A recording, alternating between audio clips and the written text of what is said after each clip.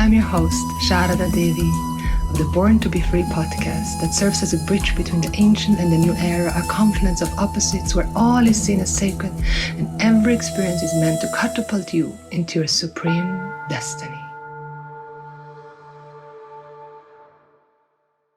Welcome to another new episode of the Born to Be Free podcast. I'm Sharada Devi, your host. And I have another incredible guest with me today. Her name is Disa Mineur from Sweden. And I have so much admiration and love for her. My dear friend Youssef, who was my previous partner, introduced me to her probably around 6 years ago or something like that. He told me, you have to meet Disa. I remember it so well. And like, okay, I have to meet Disa. Okay, let's meet her. Who is she? Like, she is this amazing, wild woman, and she knows everything about cycles, not bicycles, sacred cycles, the blood cycle. I like, whoa, okay. And he started to talk about the sacred cycle and natural fertility awareness. And he knew certain things that most men do not know. And he was so curious, and he told me, I want to study with Disa, but I'm a man and I cannot do that. But she says men can also study, and she says men should be studying this. And like, okay, I want to get to know her. And I met her, and it didn't take long. I signed up for a private introduction course, actually. It was, I think, like 8 months, where she taught me and Youssef natural fertility awareness according to justice method that she has studied. The justice method alone, I think, is 3.5 years, but you have been into sacred cycle studies for the last 10 years, dedicating your whole entire life, basically, because 10 years is a decade, and there has been happening so much in this life, other lives, like we just talked before. It's a calling, it's a mission, it's a legacy that you're here to leave to us, to all of us, your passion and dedication to rewilding through sacred cycles and helping women and men and non-binary people to rediscover their innate power and how to get out of domestication, how you're saying that. And we're going to talk about all these things to get out of domestication and the patriarchy that has really been imprinted in our cells, and we're not even aware of how much we're influenced by the patriarchy. And Disa is here to just give you a whole new perspective on how it is to live in sync with your sacred cycles as a woman, but also like as a man, because maybe as a man you have a partner, you have a woman, and it's the responsibility of both people to know about when we can get pregnant and when not. And so I'm so happy, I'm so excited for our conversation. It's going to be a very deep one. It's going to be maybe a triggering one for some of you. It's going to be one that is going to blow your mind and just like, oh. And you may just need sometimes to take a deep breath and look around for a moment to see you're safe, because these conversations, they are bold, they are radical, they are very necessary. So I'm so happy that you're here, Disa. Thank you so much for joining me to the Born to Be Free podcast. And let's get started. I'd love to hear from you. Like, what is on your heart right now in this moment? Where do we start? Yeah, just bathing in the nectar of your introduction. I was just sitting here with a smile, big smile on my face, just like, yes, bold, yes, radical, yes, necessary, yes. Yes, yes, yes. We are in such interesting times of the great turning, right? Where we are stepping into our power, we are stepping up, we are changing. We are writing history now. You know, we will look back at this in 100, 200 years, and like, yeah, this was a part of the great turning. And you and me and everybody out there who is listening, you know, we all feel our part. Yeah, so it's so sweet to be here and to talk about subjects that have been, yeah, my scientific field for the last 10-ish, a little bit more years. And it's got a lot to do with with what you said, the sacred cycles, the cycles, actually all cycles of life, but I've been really nerdy about the menstrual cycle. But after teaching the menstrual cycle for a while, I was like, this is really about life and death, actually. And I've started to tell people, I started to not tell people that in the beginning, but in the end, I was talking so much about life and death and rebirth and the darkness and the light and the yin and the yang and the dark of the moon and the full moon and the winter and and the patriarchal linear that are so obsessed with light and production and prestation, like we should just like performance, and then this yin side of like resting and how we play with those energies. So it's been like this long deep journey into the rabbit hole, the Pandora's box of cycles and archetypes, and it has led me to understand how deeply ingrained the patriarchal is in us. After these thousands of years of suppression and violence and really the dark ages, right? Yeah. We've been Yeah. through them.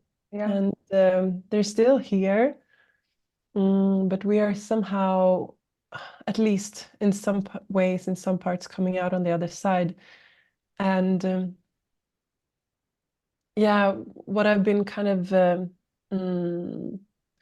my root system, or how I've been looking at this, or how I've been understanding the cycle and how it can give back to us even more, is through looking at our history, basically. And I'm really nerdy about history, like especially like the human evolution on planet Earth. I think it's just so, how we came to be, how we came to do what we do. Like I'm just like you and most people probably hear that it's like a modern mystic. We question, why are we here? What are we doing? What is life? What's the purpose? What's the meaning? And we find lots of keys out there, but for me, I grew up in a regular family. My dad was a pagan, but not a pagan in the way but that I might describe paganism today. But he was not a Christian anyway, and but I still had this kind of flat view of life. And it wasn't until I was starting to study like actually Chinese medicine and Ayurveda back in my early 20s, but then coming up to this school of working with reproductive holistic health, but then also starting to deep dive into our women's history. Like just what we got taught in school. I don't know about you, but like seriously, what was school about? It was like, come on. So somehow starting to question the culture and the paradigm that we were living in. I was doing that from very early.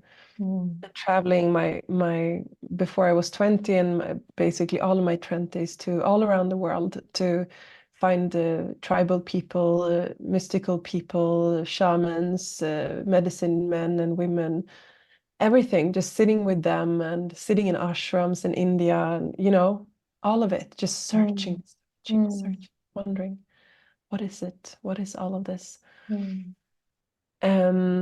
And then kind of finding something in starting to work with the menstrual cycle, kind of like, okay, so we're living in this patriarchal linear world where we have like suppressed the menstrual cycle. The menstrual cycle is not allowed to be a part of basically our consciousness as we are. We are supposed to, as soon as it comes basically from menarche, which is the first menstruation, to medicate it away. for some reason the menstrual blood and the female menstrual cycle is so scary, and it's so like taboo and look like a problem, like our initiation. Maybe it's a good moment to bring that in. Our initiation when you have your menarche is, here's the pill. Like that's our right. initiation, right? Yeah, To the doctor, that's the or to the initiation into womanhood. gynecologist. Spread your legs. Here's Yeah, the pill. yeah, yeah, And the tampon. And then yeah. Yes, for sure.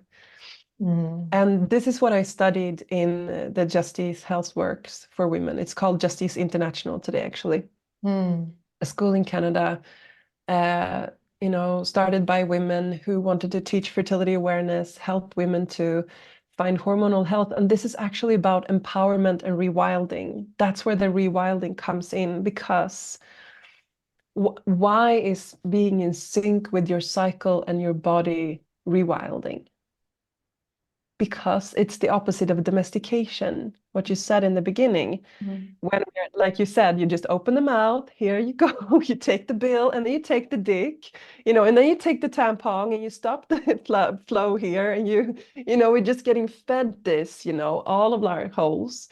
And I remember like watching TV as a girl. I don't know if you remember that, watching TV. And then there's this advertisement that like you can go and do sports and surfing and bicycle, and you can just continue with life as nothing happened. Just put the tampon in. No, you don't see anything. Like it's like you gotta continue, keep performing, high peak performance.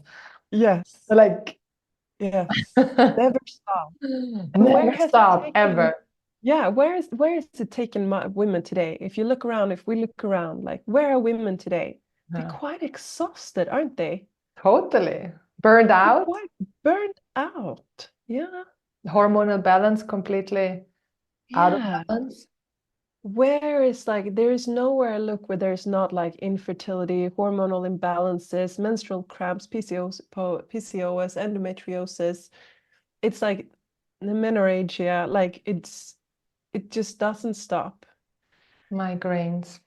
Yeah, so much hormonal migraine. So after working with this for 10 years, like sitting with groups of clients and and also so groups, couples, clients, seeing all of this unfold, and then also seeing something. This is so particular because I actually didn't could put my finger on it 100% until a few months ago. I feel almost not ashamed, but just like, oh my goddess, how could I not? But anyway, so for 10 years I've been doing this, teaching, learning from the cycles myself. Like the menstrual cycle and the body has been my greatest teacher. I've had amazing teachers along the way, and I honor all of them. Thank you so much. Thank you so much.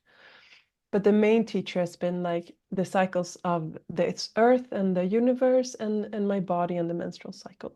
And what I started seeing in women that connected with their menstrual cycle, their inner seasons, the archetypes, was that they were starting to rewild themselves in a way that I was always a little bit shocked what they started to do. They quit their job, they divorced their partners since 20 years. They moved to a different city, or many of them just got a cottage on the countryside and a cat, like typical, started growing their vegetables and making their own herbal teas. But it was all kinds of things. They started educations that they've been longing for. They jumped off educations that they realized that this was not their thing.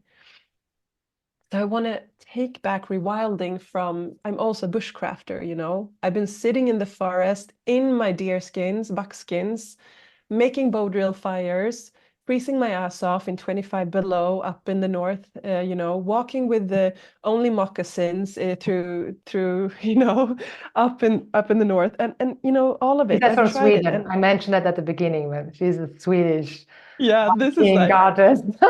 yeah, But also like fairy, I've and also a troll, and also a priestess, and also a witch. The full yeah. spectrum. Yeah. So I've like done all of that, and I've met a lot of amazing women, rewilded women out there. bushcrafters, primitivists. Yeah, that's great. But you know, this rewilding that these women were doing in these courses that I saw, there's a great word in Swedish for it that I call ursinnet, which is like the primal sense, which is basically, I haven't found a good word for it, but if anybody out there, that's listening to this, or you, Sharada, you're like, oh, but I think it should be called this, because I mean, English is not my native tongue.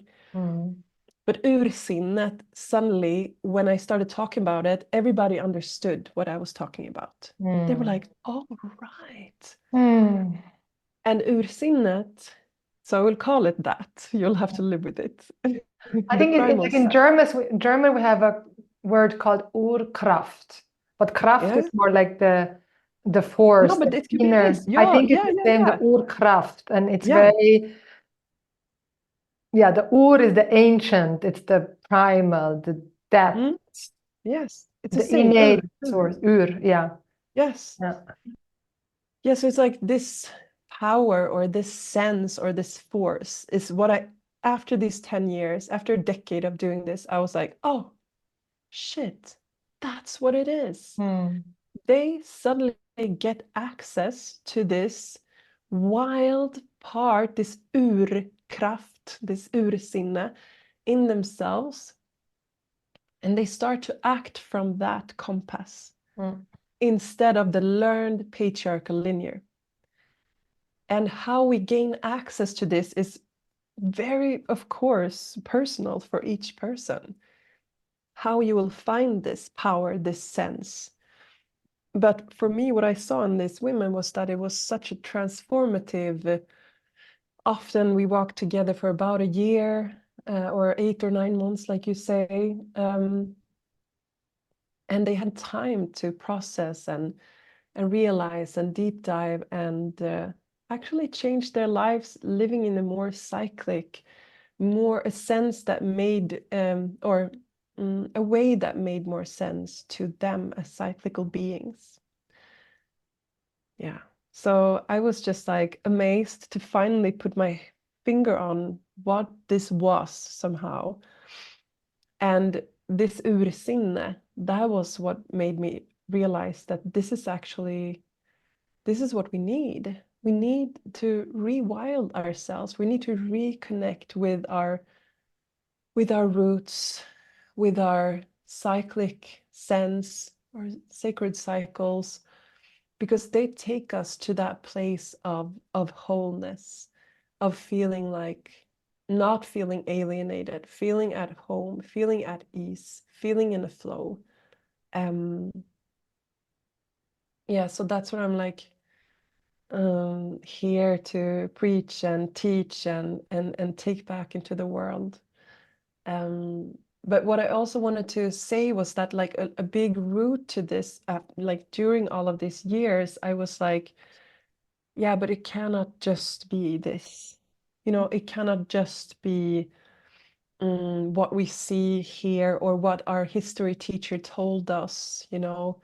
I think I know more about the Swedish kings and the Second World War, than are actually like human evolution. Or it's like, where do we put emphasis? Like, where do we put our energy in our school systems, what we teach kids? So it's like, it's been a big and long, like, unschooling and rewilding journey ever since I basically got out of school at 17 or 18 years old, trying to find out what was it all about. And some things that have really helped me, and I'm saying this to help all of those people out there who are listening to kind of reconnect, and especially those who are considering themselves women. And I told Shada before we started this that it's like I've read basically every book I can find on our human evolution. Like, where did we come from? How come? What's the theories? Because it's all theories, right? How did we become those who we are today? What did we study? What was our mysticism? What were the songs we were singing? How did we relate to the planet we were living on? How did we relate to our cycles? How did early women relate to the clear mucus that was running out of their pussy when they were standing in some bush somewhere? Like, did they know that they were fertile? Did they know what the menstruation meant? I am absolutely 100% sure they knew. Yeah. They knew. They knew. Fertility awareness is as freaking ancient as human race, basically. We've always been in sync. We've always been curious and getting to know our bodies in that sense. So studying our history, but also studying like what we need, like in minerals and nutrients, and like what did we eat? Oh, right. Okay, so we are like this whole screen society with like light pollution everywhere. Oh, that's why people are sick. Like it is put the human body, and especially the human cyclic body, which is everybody's cyclic. Everybody have a circadian rhythm, right? Everybody is like having to adapt to the greater cycles of the universe and the seasons.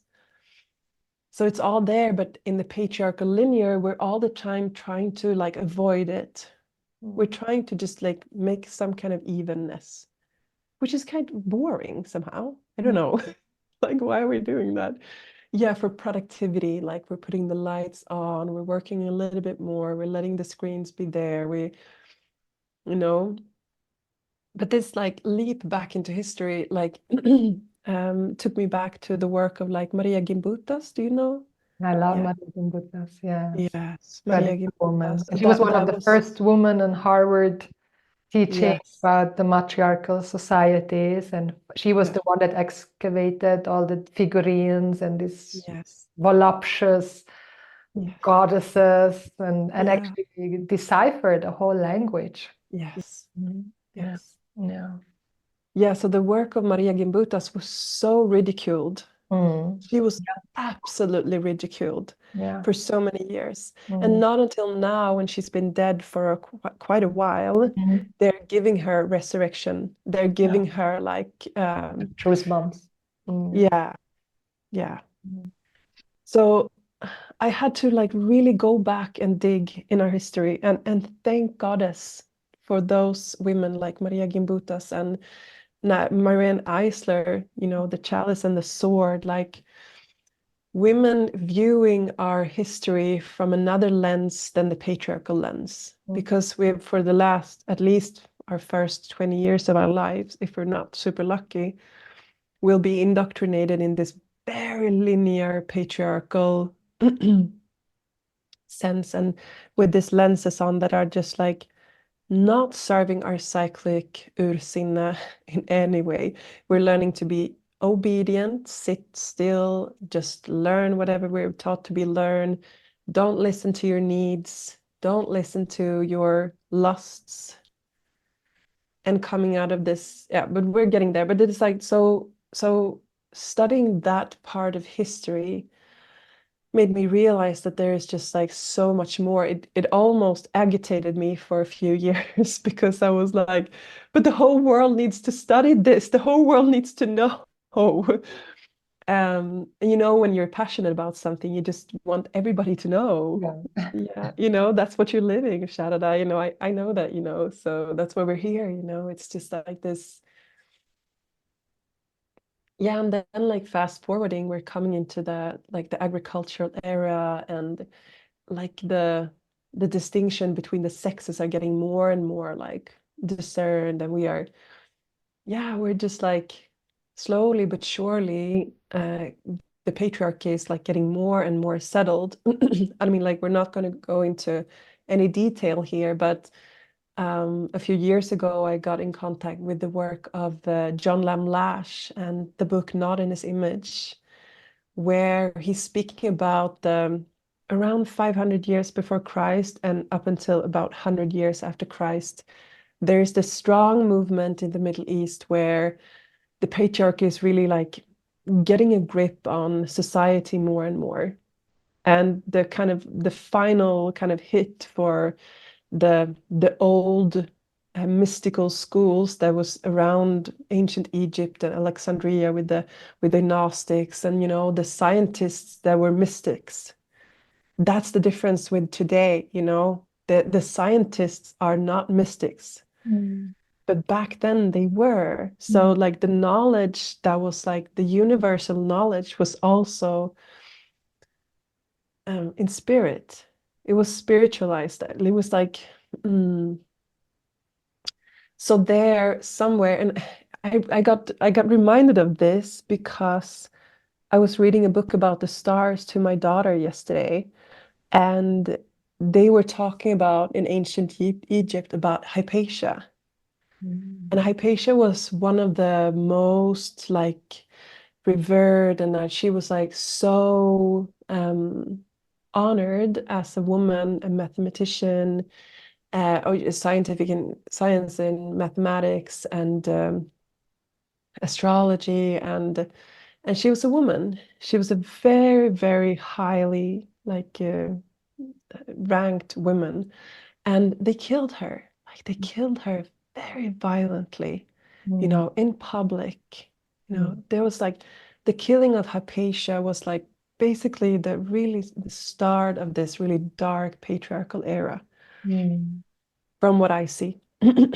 And from there, there's like this genocide actually on mystics, and especially female mystics in Europe, that went on for 2000 years basically. And it also had a like there was an ongoing, all the pagans, all the Celts, like the Celtic culture was spread out in all of Europe. It was not just small obscure island in what is now called like the UK, but it was big. And why I'm talking about is because like we have to look at our history. We have to see like where we come from, where was it taken away from us, you know, and the witch hunts. And then we're coming closer to our age, and then the industrialization, or first the colonization, which was like the biggest thing maybe in our history that we are still dealing with so much today. And if we're not having that as a kind of starting point for how we view the world, we are like a little bit lost today, because we're still in this very colonialized way of thinking and acting, because that's also got to do with the body. So coming back to our age, where we are now, women, we have basically everything we need, most Western women that will listen to this.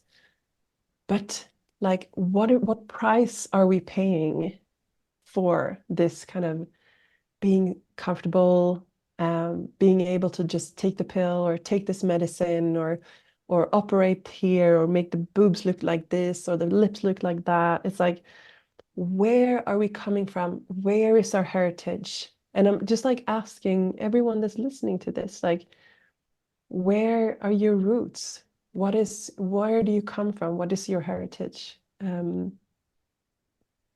And how are you like living that, or how are you kind of acknowledging that today?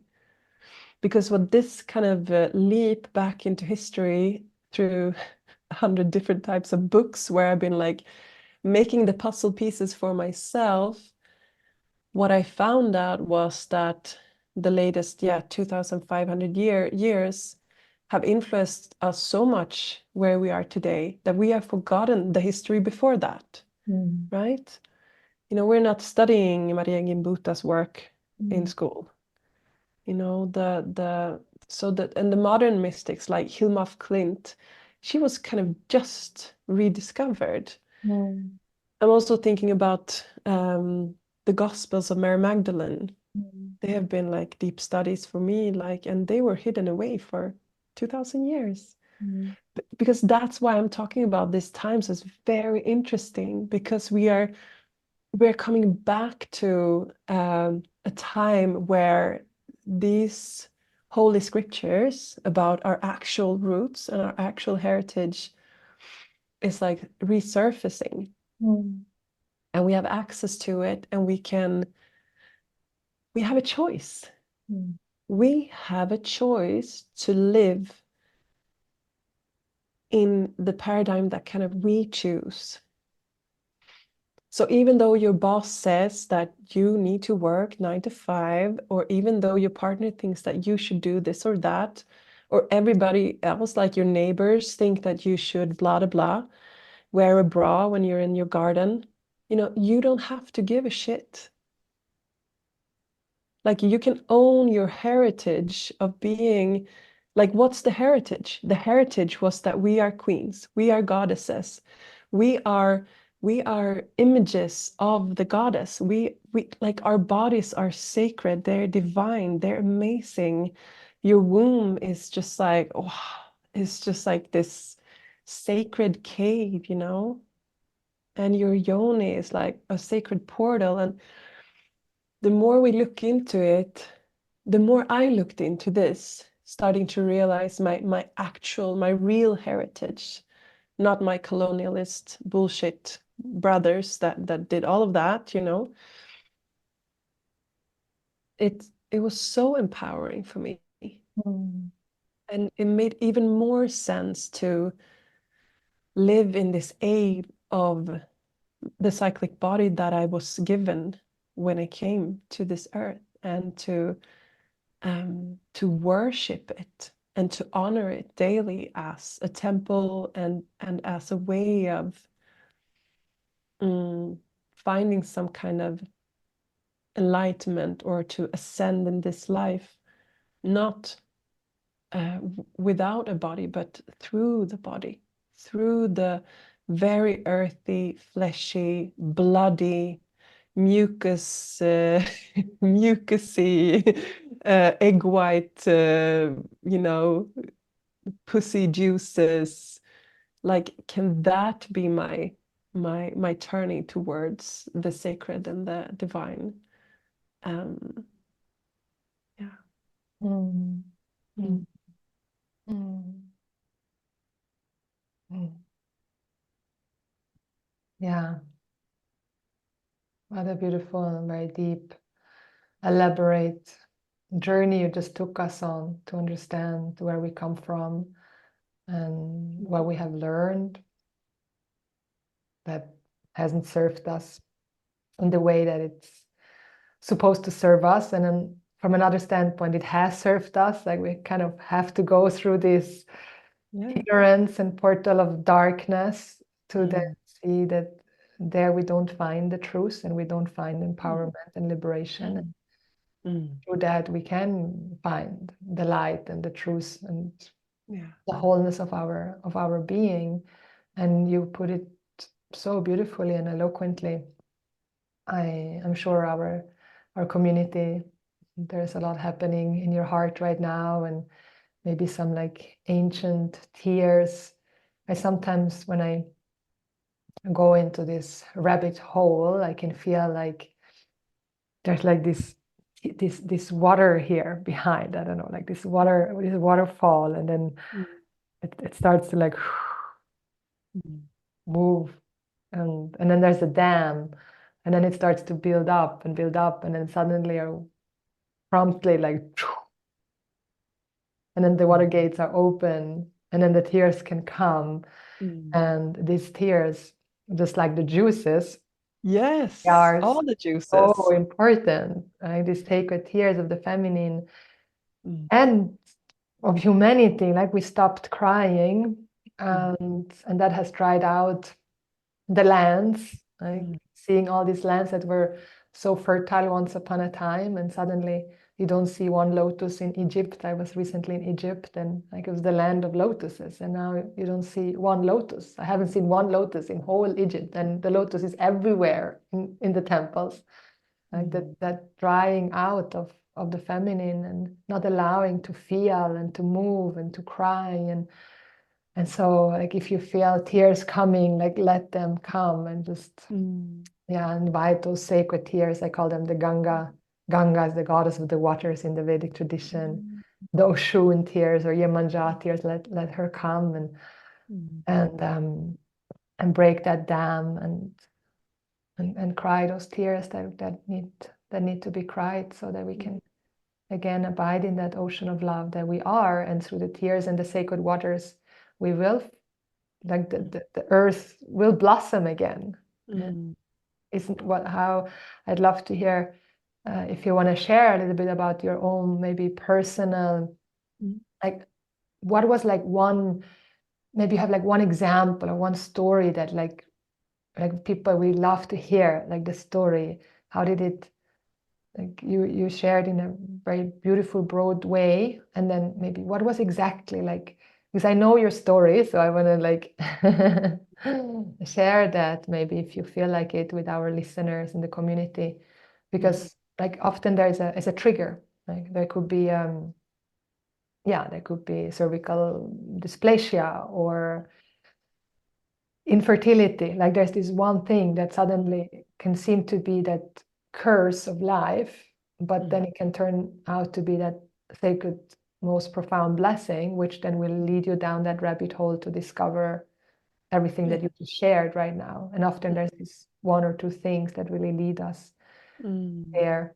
And what was like that for you, and where are you today? Like you're saying that you feel so empowered through this discovery that you have made, and how does it look like what are you experiencing in your day-to-day life, and with your child, with your partner, the life that you've created?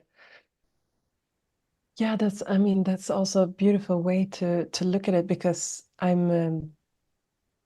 came from a family of dysfunction and alcoholism, and my father was my greatest like enemy, abusing me in many ways, like, and he hated women, and he was like a pagan that loved like the very male, violent pagan gods and beer. And so I had that from with me from the beginning, this kind of the hardship. I did not have a easy upbringing, and that's also been like one of the reasons why I gained a lot of insights early in life, because I started taking therapy when I was like 16, because I had to. And then I had a break, but then for the last 15 years, I've been in therapy, and this is also like kind of looking at the patriarchal, looking at the feminine, the sacred masculine, distorted masculine. So this has been a lot of my journey. So my kind of where I kind of felt safe and was with my horses and in nature. So I very early got to explore what it was like to have an attachment to the earth, basically. That was like my main attachment. And coming into my teens, I was really free. Actually, that was the benefit of having parents that was not there, which was like, it was actually absolutely horrible. Of course, you should have support and, like that in your life. And didn't really have that, but I was also really free to explore, who am I? What do I want? I had many friends that was like, no, but I just do what like my mom and dad does. And I was like, I don't have mom and dad. I can do whatever I want. So I did my first like trip to Tunisia when I was like 16. I just took my boyfriend, emptied my account. I got some small heritage, and then I just went traveling. And then I did that for the whole, basically, rest of my life. And that, so somehow that lack of attachment and safety, for sure, it has put like wounds in me that I'm still, of course, healing, but it gave me freedom. And freedom to know that I can go anywhere, I'm safe, like the whole earth, the population is my family. I have grandmothers and grandfathers everywhere. I was traveling, and some old lady will just pick me up and put me in her hammock on her little porch in Thailand and feed me chicken soup, and I'll be taken care of always, because I kind of put myself out there. And my Achilles heel all through my life has been my physical body, having a lot of challenges, being born with autoimmunity, celiac, which is a gluten intolerance. So always having like digestive issues and challenges. And just like every other teenager, trying it out, taking the birth control pill, having a lot of loose sexual relationships, and having some years when I was abusing, using drugs, smoking marijuana. And even though I really regard cannabinoids as a very master plant medicine today, it's like, yeah, it's like how you use medicines, right? How you use the herbal medicines. But yeah, it all came into a kind of a peak in my life when I met my partner and I wanted children, and I was just starting to study holistic reproductive health, which is basically what is fertility, what is human fertility, and how do we keep our hormones happy and all of this. And we couldn't get pregnant. I was just like, I was having problems with my thyroid. I was infertile, and we realized after a while that I had severe cervical dysplasia, and that is like pre-condition to cervical cancer. Yeah, and there and then, and when I look back at it, if we want to like tie some red threads back into this conversation, it's like this is really where ursinnet took me. This urkraft that we was talking about, this primal sense, because I was sitting there in the office with this doctor, and he was just like, no, we're just going to weigh you now, and then we're just going to cut your cervix in 2 weeks. Yeah, you will have a time booked here, you go. And I was just like, no, no, you're not doing that. And I know And I so was many women who are so, just doing that because they have. huh? I know so many women who Yeah, often come and they're just like, yeah, I just cut my cervix because my doctor told me to. yeah. Yeah. It's such a common procedure nowadays. Yeah, which is so crazy because you can heal cervical dysplasia, and that's like half or a third of my legacy. What I do is to help women with that, and been doing that for years. And so what happened was that I just said no. It was this ursinne that stepped in and just like, no, I cannot do that, because of what I've learned about the cervix as a very sacred gatekeeper to our innermost sacred cave, which is the womb, and the cervix, she is yeah, she is the portal. And she is like, I mean, and yeah, so oh my goodness, I get so turned off on everything. Yeah, but so what happened was that I just said no, and I walked out of there, and they freaked out. They started calling me. They, say, you have to do this. And I was just like, no, you have to stop calling me. I don't want this treatment. I'm going to do it on my own. Everybody was freaking out. My family was freaking out. Wow. And I just knew, I just had the support from people around me. And I just knew that this cannot be it. So I just opened up Pandora's box again of studying. I studied every freaking study there was on PubMed on HPV and cervical dysplasia, and the lack of nutrients. That was like, of course, it's like the pill will. I took the pill and had like ID for several years. It will rob you of like B12 and folate, which is like one of the main reasons that you develop cervical dysplasia. But nobody talks about this. Nobody talks about that it's actually a nutritional deficiency. It's got to do with the vaginal microbiome. It's got to do with why do you even get HPV into your cells? It's got to do with the charge of the cell. It's got to do with many things. So I just like did a deep dive into that. I just read all the books. I just listened to all the podcasts. I just like, no, there has to be another way. And I found that way, and I started treating myself, and I was just like, I knew that I was going to heal it. There was just no question about it. Really being guided by this compass of this primal sense that I had been by then, cultivating for a while. And I got pregnant. In all of this, trying to heal my cervix, of course, I was yoni steaming, I was drinking herbs, I was taking shitloads of supplements, I was really taking care of my diet and nutrition. And of course, I got super fertile. And this has also been like a big, big gift. One of the biggest gifts. I've helped so many women become pregnant after this. Wow. Because I realized, oh shit, it's about the egg cell and what does the egg cell need and how do we increase that. So I built a whole program on this, like how to increase the oomph, the power, the juice in the egg cell. So we got pregnant, and 5 months into the pregnancy, I called up. By then, I had been like put into different hands in the medical system, and by now, I was up in the top rank of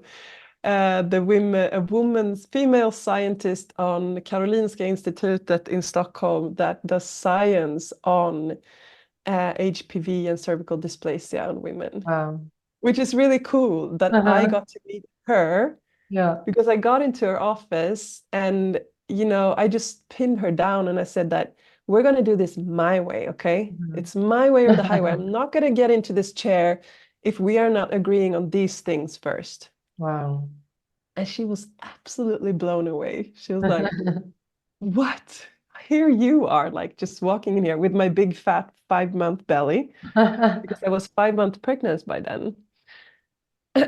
Yeah, and she was just like laughing a little bit because it was just like, yeah, the whole situation was just like a little bit funny because I was so like, it's going to be consent or it's going to be nothing, my way or the highway. So she said yes to everything. My partner was photographing. He was photographing the cervix, what they were doing. He was there. He was recording. He was witnessing. Because by then I've heard so many scary stories of women just being, talked down and, convinced. And I was like, no, we're gonna have, like, this is the only way we can do this.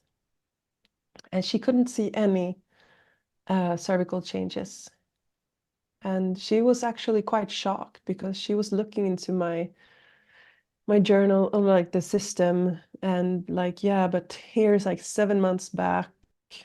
There you had cervical dysplasia, severe sin 3 with this and this. And now this has only been 7 months. How did you do that? Wow.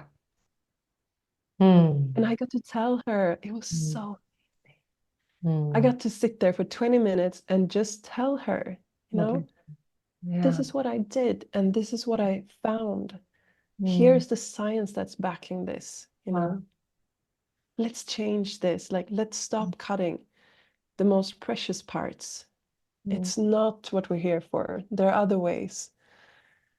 So, yeah, that's part of my deep knowledge that I've gained about this that I really want to share on a bigger, like lot larger scale, because we don't need to go there.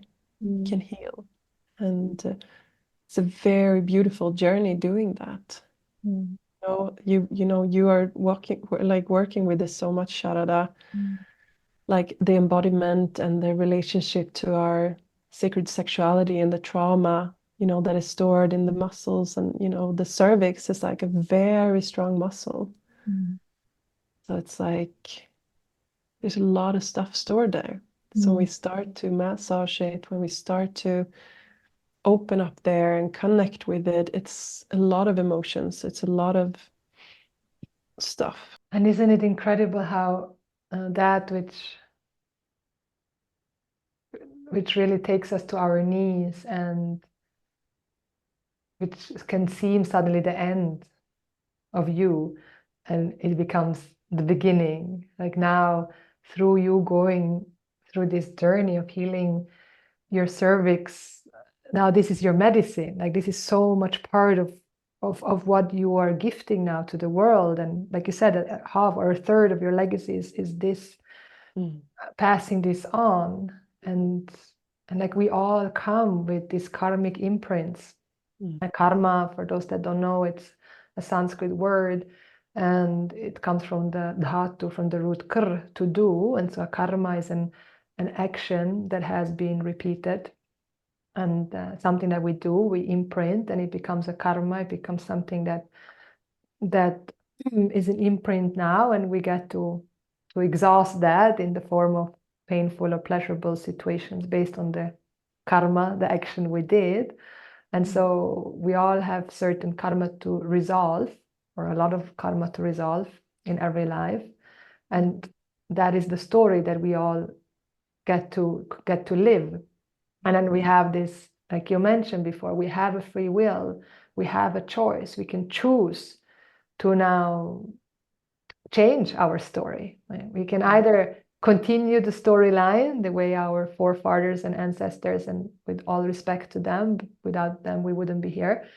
And we can also change now our storyline, and you have changed it for good, for you, for your daughter, for your next child, right? There's a little baby in your belly right now, in your womb, as we're talking. You've changed these karmic imprints, and now this is your legacy that you're leaving here. And so, like, I just want us all to like really assimilate that fact that yes, life can be and is extremely painful to a certain point, and then we have that freedom to meet that pain and transform it, make that pain become our teacher. And then it becomes our medicine that we can pass on. And that's where maybe it's a good moment to talk about pleasure, right? And how also like this body has this incredible capacity to give us so much pleasure, to also meet so much pain. Right. Yeah, and I think also what the fertility awareness, what I've seen in women and what I've experienced myself, is that we get a deeper connection to the pleasure body. And we start to choose. I always talk about the lust compass. What feels lustful to you means that it's probably going to be good for you. I mean, there's also distortions in that. We all know that. But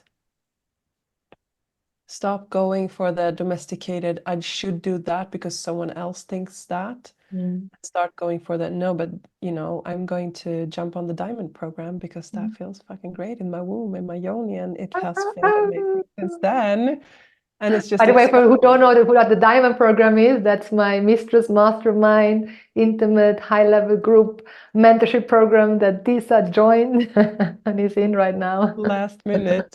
After listening to this podcast with Lovisa, the Orgasmic Birth podcast, because I'm pregnant now, I'm 15 weeks. And I have taken the leap, did my lust compass, moved away from where I lived before. Big step, scary step. All my friends, all my family, blah, blah, blah. But it has just been amazing. And I feel great. I'm super happy and I feel super healthy. And I'm doing this journey now in this pregnancy where I'm like really exploring even deeper my sexuality and my relationship to pleasure and feeling pleasure and being allowed to feel pleasure and pleasuring myself and having a body that is changing and growing, and still feeling like the sexiest mama on the planet, you know. You know, having all of this, it's like it's been such a trip lately. Tell us about it. Whatever you want to reveal. Yes. And I mean, like, yeah, for me, it's been so much like, yeah, like coming from a place where like sexuality and sexual organs and all the juices have been like taboo, and then doing this like kind of big work of coming into the G-Stis college, going to G-spot courses, going to play blah blah blah courses, doing this tantric training for this amount of years, and meeting with my partner, and then evolving like sexually together with him, coming to a place where we are very like just open and playful, and everything everything can really be there. And I think also like we've given birth to one child, we've made a child, and the start of the last birth was actually this like 3-hour lovemaking that ended in this crazy orgasm. And after that, the womb just didn't stop to contract. It just continued. And I was like, whoa, okay, it's starting. And so it's really like how we made Lila in all of that like crazy, cervical dysplasia. I was fighting the medical system. I was fighting to heal my body and keep my baby. They just wanted me to make an abortion and then cut the Oh cervix. my We'll God. just make an late abortion and then cut your cervix. Oh, wow. No. And so this was the last time you called me. Now you can just Wow. erase my number. Oh, That's why they sent me to the Karolinska mm, top woman. wow. So in the end, you think it's a curse, but it's a blessing. So Mm, we just have to accept that. And but also like doing that birth, it was beautiful. But the first time you give birth, it's the first time. mm, It's a huge initiation. Um, and I learned so much from that. And I just know and I just feel like everything is just so different with this baby. I mm, just feel so much more connected to my body, my yoni, my womb, and it's just like being in a constant pulsation of pleasure. If I focus on my womb and my yoni, it's just like it's just constantly there, calling my attention to be rather in that place than in my head space. mm, And of course, I'm building my queendom. I'm like really getting into, supercharging my business, really getting stuff out there, being so productive. But then like going back to like me and my partner, we moved here so that we could have day sex mm, because we love making love in the day, and that's like our peak time. And it was so hard to make that happen when he was going to work further away and I was doing this and that. So now we're just like here a lot of the time and we just have mm, space and time to explore. Or I can just go and take a rest and just be with myself, pleasure myself, whatever I need to do. It's just like more like living in this constant erotic bubble instead of just like visiting there every now and then. mm, And this is also what I'm doing a webinar in Swedish next week. What it's about, like this key, we call it keys to intimacy. Like how have we, through contact improvisation, he's a dancer, and fertility awareness, rewilding, and getting to know the fertility, the shared fertility. When you and Josef did it, it's also like what a key for the relationship. incredible. Yeah. Yeah. Yeah. So it's this key for communication between partners, Yeah. that is Really actually opened up so much for communication to talk. Are you green? Are you purple? Yeah. yeah, It was so beautiful. Yeah. yeah. Yeah. We even had women that got like bindis in these colors, and they would Yeah. like put a bindi in their color in the forehead, so Really? their partners would know, where they're at. If it's a green day, Yeah. they could be like more seductive Yeah. and offer massage or, Yeah. date or whatever. And if Wow. it's a purple day, they know that, okay, I should really take care, bring the condoms, use withdrawal, like. So it's like this beautiful way of like inviting your partner to this daily intimacy and pleasure giving and taking dance, when we are, well, first of all, when we're not medicating away our testosterone and estrogen, which is our super hormones for sexual desire, and keeping our yoni juicy and all of these things. We are very, in our patriarchal linear culture, we're just kind of like, no, we're just medicating that away, but we're medicating away the libido, the sex drive, the life force in, especially in young women. Often when they get into their 20s, they leave the pill because they just realize that I was not myself. This Mm. doesn't work. Who am I? What do I want? Like you lose the zest of life. So fertility awareness is just so much. Like there's so much gifts in it, and it's endless. Like the more I look into it and learn about it and teach it, the more I realize how potent it is as a tool for us to communicate, gain intimacy, find our power, rewild, live cyclically, find flow. And that doesn't matter if you're a CEO or if you're a whatever you do for a living, whatever you do in your life, you have like so much to gain from learning this.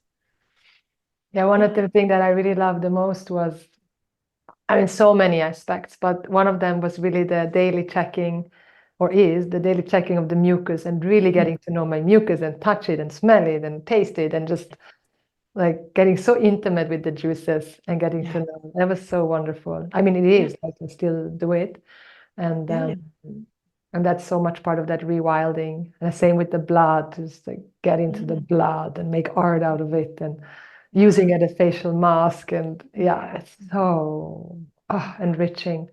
Yeah. It's just a never-ending pool of gifts. If we look at it that way, and we can take that perspective, that's also choice. Yes. But that's a choice that some of us, and I mean, I needed to be awakened to that choice. I was around 23 when someone awoke me to that. You have a choice. This is knowledge that you can gain. Do you want it? Yeah. Coming running, you know. Yeah. So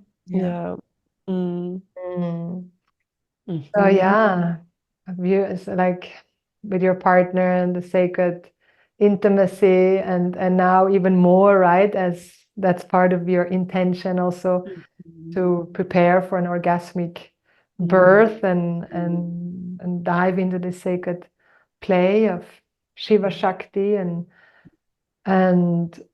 maybe like I feel maybe we could wrap it up with that sacred play, and how sexuality and also the menstrual cycle are deeply connected with each other. The sacred cycles, like of being a cyclical being, and then the ebb and flow of being intimate and wanting to have intimacy. Is there anything that you would like to elaborate on that, or anything else that you feel like, would be wonderful to add to this first episode of many episodes of the Born to Be podcast? No, but I think like a good note to end for me, like where I'm at right now, is really like this. Like right now, I'm deep diving into Caressa, which is like a kind of inspired by the tantric or Taoist sexual practice. And realizing and like looking at my sexual practices with myself and with my partner even more, like deep diving even more. And now we're like giving a retreat for couples, and now I'm hosting a course in Swedish, hopefully also in English soon, for couples, working with this Caressa contact and communication, which is fertility awareness. So it gives like, it helps me to gain another perspective. And I think this is also like the sweetness. It's like we are learning by doing, right? Like we're just like trying it out, and I think that's about maybe being brave. Like, so maybe I want to end with like, don't compare yourself to me or Sharada or anyone else. Like, you are on your path. Your only like mission is to be brave and to try it out, and to try it out, to go for lust maybe, or try it out to explore, because like for me, that's the sweetness. That's what I do all the time, like you know, and like learning and trying it out and being curious. I think that's a superpower, actually. Being curious and brave, and that combination is just like not settling for, you know, but it's always been like this, or but it's I've been fine with my IUD forever, you know. I've been fine with this partner because he's nice. But you know, where's just like wanting to lure out that brave, curious part in you that is just like curious what's around the corner for you now. Where are you going? And yeah, life is just so full of those surprises and gifts. So we just like embrace them and stay grateful. That's my best go-to every day. Gratefulness prayers. Mm. Mm. Yeah, I'm very grateful for coming here, Sharda, for you inviting me, and for all of you listening, and for this great turning that we're in, that we are. Sometimes we think that we are not doing any difference, that I'm just here and doing my little da da da, my little pujas and my little ceremonies or my little offering, ofrendas or whatever it is. But we are energetically, we are constantly moving things about and ahead. So just having faith in that and having faith in ourselves. Yeah. Mm. Mm. And if people are curious and want to learn more, how can they learn more with you? What are you having? Yeah. You talked about the caress, the intimacy, key to intimacy. Talked about the cervical Yeah. wellness course. Tell us about all your programs. Yeah, so I'm in a totally new start, like talking about, that the greatest curses can be also your blessings. I'm starting to understand, or trying to continue to understand why, like I got hacked last year. I had quite a big account, a great following, and my courses were packed and everything. And then I got hacked and I lost both my personal Facebook and my Instagram and the Meta accounts and the blah, blah, blah, blah, blah. And, I was also grateful for that. It was a lot of beautiful things that happened through the winter, and I had a very challenging spring. So I'm coming back into this birthing this summer, and birthing cyclic mastery, which is my Instagram, where I post both in Swedish and in English. I know you should not do that, but I don't care. I do whatever I want. And I teach most of my classes in Swedish. The webinar next week, Keys to Intimacy, will be in Swedish, for example. But I'm already having people asking for the English. So I'm looking for a translator, calling in a translator that will help me translate some of the material. And yeah, so my Swedish courses are basically Hormonia, where you can fix your hormonal health. And then the fertility awareness, which is learn how to use fertility awareness for avoiding or achieving pregnancy and finding this ursinne and the rewilding part of yourself, whatever you want to do. And then there's the course in the building, which is the healing your cervix course.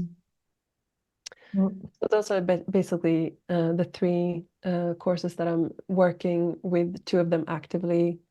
Yeah, so one of them starting next week. And the third one is in the building with the cervix. And all of this will be translated into English. So, but in the meantime, I mean, there's lots of other places where you can look. And I always post in my stories when I find things that are related to stuff. So my account that I'm having now is very new. So there's not like this huge library that used to be there, but there's still some. So disamineur.com, also building my webpage, just found a tech girl that's going to help me. Through the diamond, I've learned that I need to outsource things, ask for help. I'm not good at everything. I'm good at some stuff. Some other can do other stuff. So I'm just like stepping up and doing that. So it feels great. And yeah. So you can also reach out to me anyway, and just like see where I can send you. I have amazing colleagues, an amazing network of women that I'm also working with, so healers and medicine women. And also, do you all still offer the one-on-one, like what I did, one-on-one, or not so much right now? No, but I will gather a group. If there is a group, like I will gather a group of women, hopefully now within these weeks. I'm really interested in, like, I would love to I'm calling in a group of international women. So that wants to learn fertility awareness in this way, It's not the clinical square way, even though you learn a method that can be kind of clinical in one way, but it's to gain all of this other rewilding and kind of getting intimate with yourself aspects and finding this flow and syncing with your cycle and really kind of reigning your queendom from there. So that's what I'm hoping that I will be able to kind of present maybe in the end of Navaratri. I'm giving a class on Navaratri. And Navaratri is the upcoming online festival. We're going to start next week. And if you're not joining, if you watch this podcast later, it's all going to be recorded. An incredible 9 nights, 10-day goddess festival for men, women, non-binary, with 34 teachers, 44 sessions. And yes, Disa is going to present as well. Yeah, so we're getting there. And I mean, for me, I had a human design reading the other week as a part of the diamond. You told us, and I was already having it booked. And what she said was like, people need to ask you, because you're sitting on this huge library now. Now you asked me, Sharada, then I can come and sit by your table and tell you all of this that I've learned. But if nobody asks me, I don't come out. I'm here sitting on a rock, watching the nature, watching the moss grow. That's very slow. So it's like, if you ask me, if you want to do this, you need to ask me. You cannot sit around and wait for me to, then I will be like, invited to come out and share these teachings. That's basically how it works for me. So so incredible. And I join, in any way or another, Disa. And I also have many incredible programs, and I'm inviting Disa many times. She's been joining the Herring Journey, which was one of my first foundational 3 months Women's Circle Facilitator courses. I run it already like 7 times. She joined in the retreat. We go way back. We go way back, so many years back. And next year I'm launching again the Golden Womb, the Muse, which is a trauma-informed sacred sexuality coaching certification. Disa is also invited, and there might be some rearrangement. It's an incredible 13 moon, 1 year deep dive into the Vedic teachings, devotion, embodiment, and integrity, like value studies. There's an incredible faculty of a sexual medical doctor, trauma therapist, a shaman, a sexual shamanic teacher, and we're really diving deep into the grace of sacred sexuality, which is one of my absolute favorite topics and passions in my life. And if you just want to continue supporting this podcast, please share this episode with your friends, with your family. Like the world, as you know, we need this information. We need each other, and we can support each other by spreading this knowledge, this information that is actually worthwhile and is actually serving us. Like everything we've learned in school, bless our teachers, they did the best they could. But how much are you using of that material? Like maybe 1%. And like all of this, this is what we want to know. This is what is going to empower us. So please share this episode, comment here, let us know how this landed in your heart. And the best way to stay in touch is to subscribe to the channel and also join my newsletter list. You can hop to devischool.info, and there are many, many freebies, many masterclasses you can join, and PDFs from sexual empowerment guide to the puja altar guide. And then just drop in your email in there, and you will stay in touch with me and get to know of all the amazing things we are doing. And thank you so much for listening, for tuning in. And thank you so much, Disa. Like, I love you. I adore you. You are love. You're absolutely fucking amazing. And when I just see you, like I have this vision of you, and it's big. It's big. And that's it, basically. Like you're on your journey, and I know there are so many that don't know yet that they need you, but they are there, and now you have had this huge death rebirth, and it's just like sometimes we just need this this time and this death And then we ground, and these roots are growing stronger and stronger and stronger. And I just see this huge oak tree, this grandmother oak tree, with all these fruits, that juicy fruits that you're gifting to the universe and to all these women and men and people. And it's such an honor to walk this life journey side by you and have you as my sacred mirror as well. And I'm so happy that we still have so many months together in the diamond and in the ring of queendom. Thank you so much. I'm a little bit speechless, but I've said a lot, so I'm just going to leave it up to the silence that will take place after this, and let integration take place for both of us and for all of you out there. So thank you so much gratitude.